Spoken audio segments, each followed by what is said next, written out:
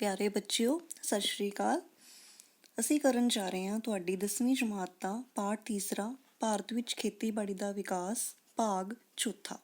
ਪਿਆਰੇ ਬੱਚਿਓ, ਇਹ ਇਸ ਪਾਠ ਦਾ ਆਖਰੀ ਭਾਗ ਹੈ। ਇਸ ਭਾਗ ਦੇ ਵਿੱਚ ਅਸੀਂ ਹਰੀ ਕ੍ਰਾਂਤੀ ਦੇ ਬਾਰੇ ਵਿੱਚ ਪੜ੍ਹਾਂਗੇ। ਆਓ ਜਾਣੀਏ ਹਰੀ ਕ੍ਰਾਂਤੀ ਕੀ ਹੈ। ਹਰੀ ਕ੍ਰਾਂਤੀ ਹਰੀ ਦੋ ਸ਼ਬਦਾਂ ਤੋਂ ਮਿਲ ਕੇ ਬਣੀ ਹੈ। ਹਰੀ ਜਮਾ ਕ੍ਰਾਂਤੀ। ਹਰੀ ਦਾ ਅਰਥ ਹੈ ਹਰਿਆਲੀ ਅਤੇ ਕ੍ਰਾਂਤੀ ਦਾ ਅਰਥ ਹੈ ਤੇਜ਼ੀ ਨਾਲ ਹੋਣ ਵਾਲਾ ਪਰਿਵਰਤਨ। ਇਸੇ ਕਰਕੇ ਹੀ ਹਰੀ ਕ੍ਰਾਂਤੀ ਦਾ ਅਰਥ ਸ਼ਾਸਤਰੀਆਂ ਨੇ ਦੱਸਿਆ ਹੈ ਅਨਾਜ ਦੇ ਉਤਪਾਦਨ ਵਿੱਚ ਹੋਣ ਵਾਲਾ ਵਾਧਾ। ਅਨਾਜ ਦੇ ਉਤਪਾਦਨ ਵਿੱਚ ਹੋਣ ਵਾਲਾ ਵਾਧਾ ਇੱਕ ਕ੍ਰਾਂਤੀ ਦੇ ਸਮਾਨ ਹੀ ਸੀ। ਇਸੇ ਕਰਕੇ ਇਸ ਨੂੰ ਹਰੀ ਕ੍ਰਾਂਤੀ ਦਾ ਨਾਮ ਦੇ ਦਿੱਤਾ ਗਿਆ। ਬੱਚਿਓ, ਆਓ ਅਸੀਂ ਜਾਣੀਏ ਹਰੀ ਕ੍ਰਾਂਤੀ ਦੀਆਂ ਵਿਸ਼ੇਸ਼ਤਾਵਾਂ ਦੇ ਬਾਰੇ ਵਿੱਚ। ਭਾਰਤ ਵਿੱਚ 1968 ਦਾ ਸਾਲ ਹਰੀ ਕ੍ਰਾਂਤੀ ਦੀ ਸ਼ੁਰੂਆਤ ਦਾ ਸਾਲ ਸੀ। ਭਾਵ ਇਸ ਦਾ ਆਰੰਭ 1968 ਈਸਵੀ ਵਿੱਚ ਹੋਇਆ। ਇਸ ਵਿੱਚ ਪੰਤ ਖੇਤੀ ਯੂਨੀਵਰਸਿਟੀ ਪੰਤਨਗਰ ਨੇ ਨਵੀਆਂ ਕਿਸਮ ਦੇ ਬੀਜਾਂ ਰਾਹੀਂ ਇੱਕ ਸ਼ਲਾਘਾਯੋਗ ਸਹਿਯੋਗ ਦਿੱਤਾ। ਹਰੀ ਕ੍ਰਾਂਤੀ ਲਿਆਉਣ ਦੇ ਵਿੱਚ ਭਾਰਤੀ ਖੇਤੀ ਅਨੁਸੰਧਾਨ ਸੰਸਥਾ ਨਵੀਂ ਦਿੱਲੀ ਦਾ ਇੱਕ ਸਹਿਯੋਗ ਹੈ ਜੋ ਬੜਾ ਹੀ ਪ੍ਰਸ਼ੰਸਾਯੋਗ ਹੈ। ਭਾਰਤ ਵਿੱਚ ਇਸ ਕ੍ਰਾਂਤੀ ਨੂੰ ਲਿਆਉਣ ਦਾ ਸਿਹਰਾ ਡਾਕਟਰ ਨੋਰਮਾਨ ਅਤੇ ਡਾਕਟਰ ਸਵਾਮੀਨਾਥਨ ਦੇ ਸਿਰ ਤੇ ਵੱਜਦਾ ਹੈ। ਹੁਣ ਅਸੀਂ ਜਾਣਾਂਗੇ ਹਰੀ ਕ੍ਰਾਂਤੀ ਦੀ ਸਫਲਤਾ ਦੇ ਮੁੱਖ ਤੱਤ ਕਿਹੜੇ-ਕਿਹੜੇ ਹੋ ਸਕਦੇ ਹਨ। ਭਾਰਤ ਵਿੱਚ ਖੇਤੀ ਵਿੱਚ ਹੋਣ ਵਾਲੀ ਇਸ ਕ੍ਰਾਂਤੀ ਭਾਵ ਇਸ ਵਾਧੇ ਲਈ ਬਹੁਤ ਸਾਰੇ ਤੱਤ ਜ਼ਿੰਮੇਵਾਰ ਹਨ, ਜਿਨ੍ਹਾਂ ਦੇ ਬਾਰੇ ਅਸੀਂ 1 by 1 ਪੜ੍ਹਾਂਗੇ। ਫਸਟ ਆਫ ਆਲ ਸਾਡੇ ਕੋਲ ਹੈ ਉੱਨਤ ਬੀਜ। ਭਾਰਤ ਵਿੱਚ ਹਰੀ ਕ੍ਰਾਂਤੀ ਦੀ ਸਫਲਤਾ ਵਿੱਚ ਉੱਨਤ ਬੀਜਾਂ ਦੇ ਪ੍ਰਯੋਗ ਦਾ ਬਹੁਤ ਹੀ ਜ਼ਿਆਦਾ ਮਹੱਤਵਪੂਰਨ ਹੈ। ਇਹ ਪ੍ਰਯੋਗ 1966 ਈਸਵੀ ਵਿੱਚ ਕੀਤਾ ਗਿਆ ਸੀ ਤੇ ਇਹਨਾਂ ਬੀਜਾਂ ਦੇ ਪ੍ਰਯੋਗ ਭਾਰਤ ਵਿੱਚ ਕਰਨ ਦੇ ਲਈ ਡਾਕਟਰ ਨਾਰਮਨ ਵਰਲੋਗ ਦਾ ਕਾਫੀ ਜ਼ਿਆਦਾ ਮਹੱਤਵਪੂਰਨ ਯੋਗਦਾਨ ਹੈ ਤੇ ਇਸ ਦੇ ਨਾਲ ਜਿਹੜੀ ਖੇਤੀ ਹੋਈ ਸੀ ਉਹਦੇ ਵਿੱਚ ਵੀ ਬਹੁਤ ਜ਼ਿਆਦਾ ਵਾਧਾ ਹੋਇਆ ਸੀ। ਸੈਕਿੰਡ ਹੈ ਸਾਡੇ ਕੋਲ ਰਸਾਇਣਿਕ ਖਾਦਾਂ ਦਾ ਵਧੇਰੇ ਉਪਯੋਗ।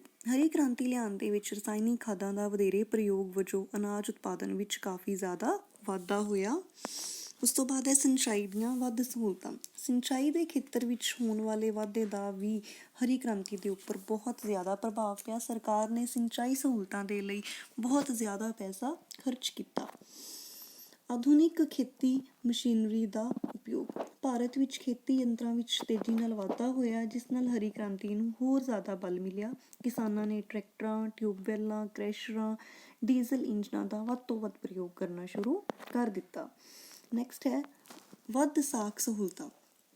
ਕਿਸਾਨਾਂ ਨੂੰ ਆਸਾਨੀ ਨਾਲ ਵਧੇਰੇ ਸਾਖ ਸਹੂਲਤਾਂ ਮਿਲਣ ਕਰਕੇ ਲੋੜ ਅਨੁਸਾਰ ਉਹਨਾਂ ਨੇ ਉੱਨਤ ਬੀਜਾਂ, ਖਾਦਾਂ, ਮਸ਼ੀਨਰੀ ਨੂੰ ਖਰੀਦਿਆ ਤੇ ਉਪਯੋਗ ਕਰਨਾ ਸ਼ੁਰੂ ਕਰ ਦਿੱਤਾ, ਜਿਸ ਦੇ ਨਾਲ ਉਹਨਾਂ ਦੀ ਫਸਲਾਂ ਦਾ ਜੋ ਉਤਪਾਦਨ ਹੈ ਉਸ ਦੇ ਵਿੱਚ ਵਾਧਾ ਹੋਇਆ। ਨੈਕਸਟ ਹੈ ਸਾਡੇ ਕੋਲ ਖੇਤੀ ਦੀ ਨਵੀਂ ਤਕਨੀਕ। ਖੇਤੀ ਦੀ ਹਰ ਰੋਜ਼ ਨਵੀਂ ਤੋਂ ਨਵੀਂ ਤਕਨੀਕ, ਨਵੀਂ ਤੋਂ ਨਵੀਂ ਖੋਜ, ਖੇਤੀ ਕਰਨ ਦੀਆਂ ਵਿਧੀਆਂ, ਫਸਲਾਂ ਵਿੱਚ ਫੇਰ ਬਦਲ, ਖਾਦ, ਪਾਣੀ, ਬੀਜਾਂ ਦੇ ਪ੍ਰਯੋਗ ਵੱਲ ਕਾਫੀ ਜ਼ਿਆਦਾ ਧਿਆਨ ਦਿੱਤਾ ਗਿਆ, ਜਿਸ ਦੇ ਨਾਲ ਖੇਤੀ ਦੇ ਉਤਪਾਦਨ ਵਿੱਚ ਵਾਧਾ ਹੋਇਆ। ਨੈਕਸਟ ਹੈ ਪੌਦਿਆਂ ਦਾ ਸੰਰਖਣ। ਭਾਰਤ ਵਿੱਚ ਪਹਿਲਾਂ ਫਸਲਾਂ ਨੂੰ ਲੱਗਣ ਵਾਲੀਆਂ ਬਿਮਾਰੀਆਂ ਤੋਂ ਬਚਾਉਣ ਦੇ ਲਈ ਕੋਈ ਖਾਸ ਪ੍ਰਬੰਧ ਨਹੀਂ ਕੀਤਾ ਗਿਆ ਸੀ। ਹਰੀ ਕ੍ਰਾਂਤੀ ਦੇ ਆਉਣ ਦੇ ਨਾਲ ਪੌਦਿਆਂ ਦੇ ਸੰਰਖਣ ਵੱਲ ਕਾਫੀ ਧਿਆਨ ਦਿੱਤਾ ਗਿਆ ਤੇ ਕੀੜੇ-ਮਾਰ ਦਵਾਈਆਂ ਦਾ ਪ੍ਰਯੋਗ ਕਰਨਾ ਵੀ ਸ਼ੁਰੂ ਕਰ ਦਿੱਤਾ ਗਿਆ। ਨੈਕਸਟ ਹੈ ਕੀਮਤ ਪ੍ਰੇਰਨਾ। ਖੇਤੀ ਦਾ ਉਤਪਾਦਨ ਬਹੁਤ ਜ਼ਿਆਦਾ ਵਧਣ ਦੇ ਕਾਰਨ ਖੇਤੀ ਉਪਜ ਦੇ ਮੁੱਲ ਘੱਟ ਜਾਣ ਦਾ ਡਰ ਪੈਦਾ ਹੋ ਗਿਆ ਸੀ। ਇਸ ਲਈ ਸਰਕਾਰ ਨੇ ਘੱਟ ਤੋਂ ਘੱਟ ਕੀਮਤਾਂ ਨਿਰਧਾਰਿਤ ਕਰਨ ਦੇ ਲਈ ਖੇਤੀ ਲਾਗਤ ਅਤੇ ਮੁੱਲ ਆਯੋਗ ਦੀ ਸਥਾਪਨਾ ਕਰ ਦਿੱਤੀ। ਇਹਨਾਂ ਕੀਮਤਾਂ ਤੇ ਸਰਕਾਰ ਖੁਦ ਫਸਲ ਖਰੀਦਦੀ ਹੈ ਤਾਂ ਜੋ ਕਿਸਾਨਾਂ ਨੂੰ ਉਹਨਾਂ ਦੀ ਫਸਲ ਦਾ ਉਚਿਤ ਮੁੱਲ ਮਿਲ ਸਕੇ। ਨੈਕਸਟ ਹੈ ਪੇਂਡੂ ਬਿਜਲੀਕਰਨ। ਹਰੀ ਕ੍ਰਾਂਤੀ ਦੇ ਵਿਸਥਾਰ ਦੇ ਲਈ ਪੇਂਡੂ ਬਿਜਲੀਕਰਨ ਦਾ ਕਾਫੀ ਯੋਗਦਾਨ ਹੈ। ਪਿੰਡਾਂ ਦੇ ਜੀਵਨ ਨੂੰ ਉੱਚਾ ਚੱਕਣ ਦੇ ਲਈ ਤੇ ਖੇਤੀ ਯੰਤਰ ਲਈ ਸ਼ਕਤੀ ਉਪਲਬਧ ਕਰਾਉਣ ਦੇ ਲਈ ਪਿੰਡਾਂ ਦਾ ਬਿਜਲੀਕਰਨ ਕਰਨ ਦੀ ਯੋਜਨਾ ਲਾਗੂ ਕੀਤੀ ਗਈ। ਨੈਕਸਟ ਹੈ ਭੂਮੀ ਸੰਰਖਣ।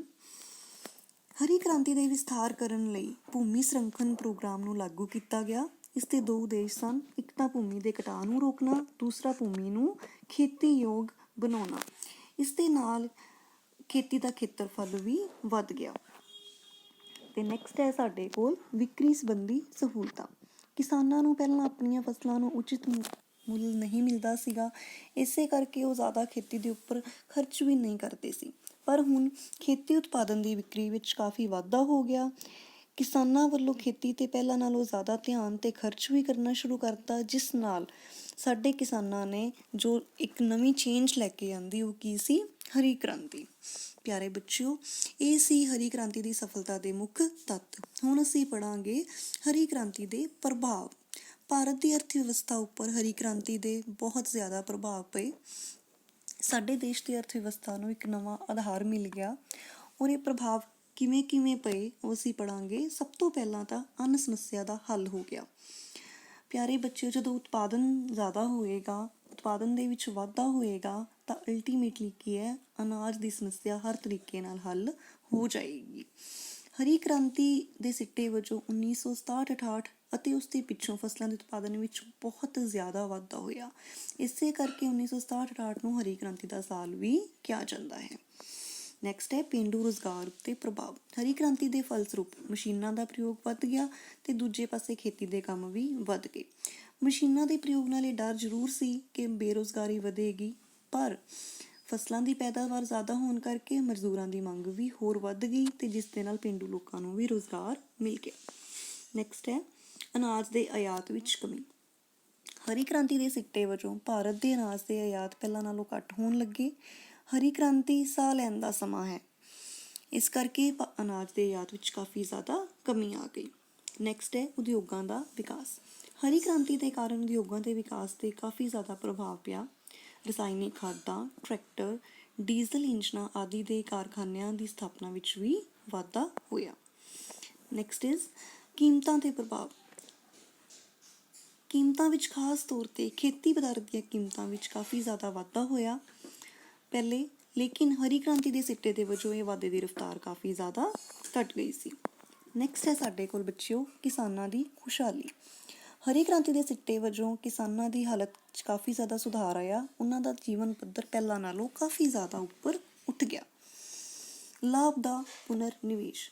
ਹਰੀ ਕ੍ਰਾਂਤੀ ਦਾ ਇੱਕ ਇਹ ਵੀ ਪ੍ਰਭਾਵ ਪਿਆ ਕਿ ਕਿਸਾਨ ਆਪਣੀ ਵੱਧਦੀ ਹੋਈ ਆਮਦਨ ਨੂੰ ਖੇਤੀ ਸੁਧਾਰ ਕੰਮਾਂ ਵਿੱਚ ਹੀ ਲਗਾਉਣ ਲੱਗ ਪਏ, ਜਿਸ ਦੇ ਨਾਲ ਉਹਨਾਂ ਦਾ ਲਾਭ ਹੋਰ ਜ਼ਿਆਦਾ ਵੱਧ ਹੋ ਗਿਆ। ਨੈਕਸਟ ਹੈ ਵਿਚਾਰਧਾਰਾ ਵਿੱਚ ਪਰਿਵਰਤਨ। ਹਰੀ ਕ੍ਰਾਂਤੀ ਨੇ ਭਾਰਤੀ ਪਿੰਡਾਂ ਦੇ ਲੋਕਾਂ ਦੇ ਵਿਚਾਰਾਂ ਵਿੱਚ ਵੀ ਕ੍ਰਾਂਤੀ ਲੈ ਕੇ ਆਂਦੀ। ਹੁਣ ਉਹ ਸੋਚਣ ਲੱਗ ਗਏ ਕਿ ਵਿਗਿਆਨ ਦੀ ਸਹਾਇਤਾ ਨਾਲ ਉਹ ਆਪਣੇ ਜੋ ਮੰਦਭਾਗਾ ਸੀ ਜਾਂ ਬੁਰੀ ਕਿਸਮਤ ਸੀ, ਉਹਨੂੰ ਉਹ ਚੰਗੀ ਕਿਸਮਤ ਵੱਲ ਲੈ ਜਾਣਗੇ, ਅੱਛੀ ਕਿਸਮਤ ਵਾਲਾ ਕੰਮ ਹੋ ਜਾਏਗਾ। ਨੈਕਸਟ ਇਜ਼ ਉਪਭੋਗਤਾਵਾਂ 'ਤੇ ਪ੍ਰਭਾਵ। ਭਾਰਤ ਦੀ ਗਰੀਬ ਜਨਤਾ ਲਗਭਗ 80% ਆਮਦਨ ਨੂੰ ਖੇਤੀ ਪਦਾਰਥਾਂ 'ਤੇ ਖਰਚ ਕਰਦੀ ਹੈ। ਹਰੀ ਕ੍ਰਾਂਤੀ ਉਹਨਾਂ ਦੇ ਬਜਟ ਨੂੰ ਸੰਤੁਲਨ ਕਰਨ ਅਤੇ ਜੀਵਨ ਪੱਧਰ ਨੂੰ ਉੱਚਾ ਉਠਾਉਣ ਦੇ ਵਿੱਚ ਵੀ ਸਹਾਇਕ ਸਿੱਧ ਹੋਏਗੀ। ਤਾਂ ਅਸੀਂ ਕਹਿ ਸਕਦੇ ਹਾਂ ਕਿ ਹਰੀ ਕ੍ਰਾਂਤੀ ਦਾ ਮੁੱਖ ਉਦੇਸ਼ ਭਾਰਤ ਵਿੱਚ ਭੁੱਖ ਨਾਲ ਮਰ ਰਹੇ ਲੋਕਾਂ ਦੀ ਭੁੱਖ ਨੂੰ ਮਿਟਾਉਣਾ ਅਤੇ ਵਿਕਾਸ ਦੀ ਗਤੀ ਨੂੰ ਤੇਜ਼ ਕਰਨਾ ਹੈ। ਹਰੀ ਕ੍ਰਾਂਤੀ ਆਪਣੇ ਇਸ ਟੀਚੇ ਵੱਲ ਪੂਰੀ ਤਰ੍ਹਾਂ ਵਧ ਰਹੀ ਹੈ। ਤਾਂ ਪਿਆਰੇ ਬੱਚਿਓ, ਮੈਨੂੰ ਉਮੀਦ ਹੈ ਤੁਹਾਨੂੰ ਇਹ ਪਾਠ ਪੂਰੀ ਤਰ੍ਹਾਂ ਸਮਝ ਆ ਗਿਆ ਹੋਵੇਗਾ ਅਤੇ ਤੁਸੀਂ ਚਾਰੋਂ ਭਾਗ ਦੇਖਣ ਤੋਂ ਬਾਅਦ ਅਭਿਆਸ ਦੇ ਸਾਰੇ ਪ੍ਰਸ਼ਨ ਹੱਲ ਕਰ ਲਓਗੇ। ਬਹੁਤ ਬਹੁਤ ਧੰਨਵਾਦ।